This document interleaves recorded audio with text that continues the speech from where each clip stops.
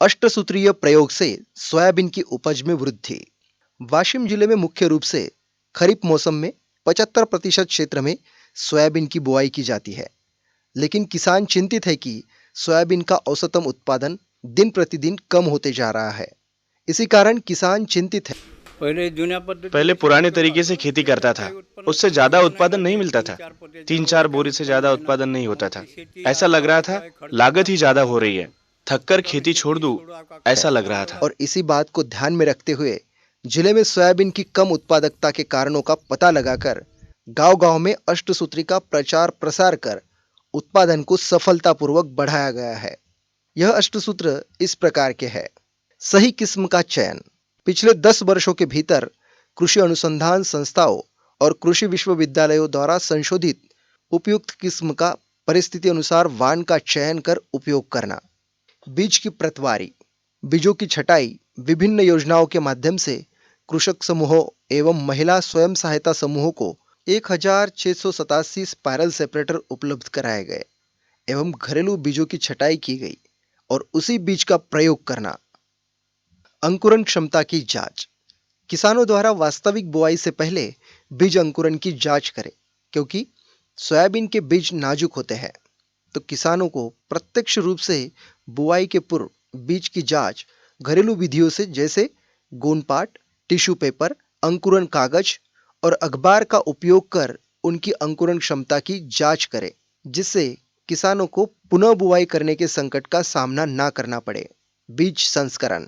बीज संस्करण के लिए 2293 बीज संस्करण मशीनें सभी गांवों में उपलब्ध कराई गई और इसके जरिए रासायनिक और जैविक बीज संस्करण बुआई के पहले की जाती है। हम पहले खेती सादे तरीके से करते थे, बीज लाना और बो देना, लेकिन उससे अच्छा उत्पादन नहीं मिलता था।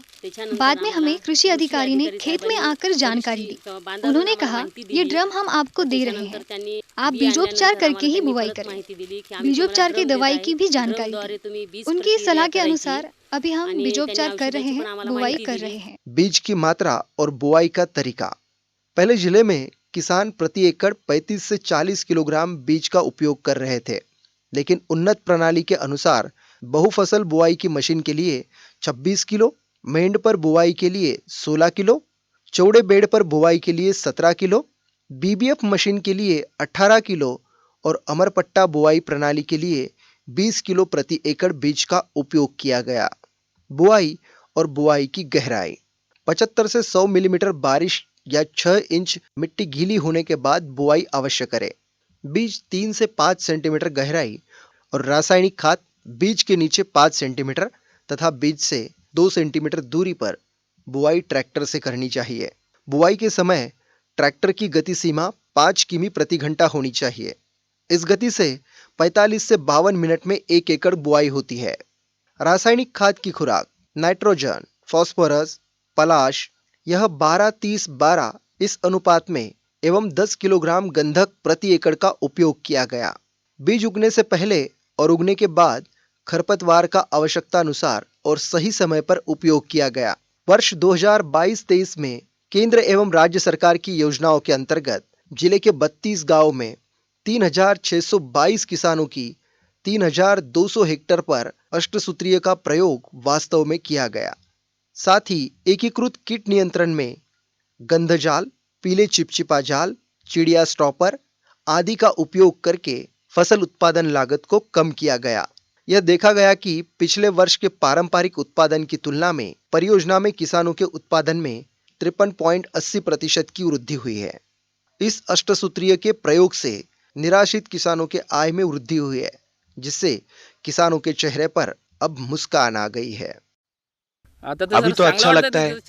पहले तो 3-4 बोरी ही होता था, अब 4-5 बोरी के बजाय 10-12 बोरी होता है, तो कोई भी किसान को खुशी ही होगी, क्योंकि खर्च उतना ही करते हैं हम। ये कृषि विभाग के जरिए ही संभव हुआ, इसमें हम खुश हैं। बुआई का तरीका बदला, इसमें खर्चा भी कम हुआ। पहले 30 से 35 किलो बीज लगता था, अभी बस 20 किलो लग रहा है। खाद में भी बचत हुई है और उत्पादन भी बढ़ा है। अच्छा लग रहा है, खुश हूँ।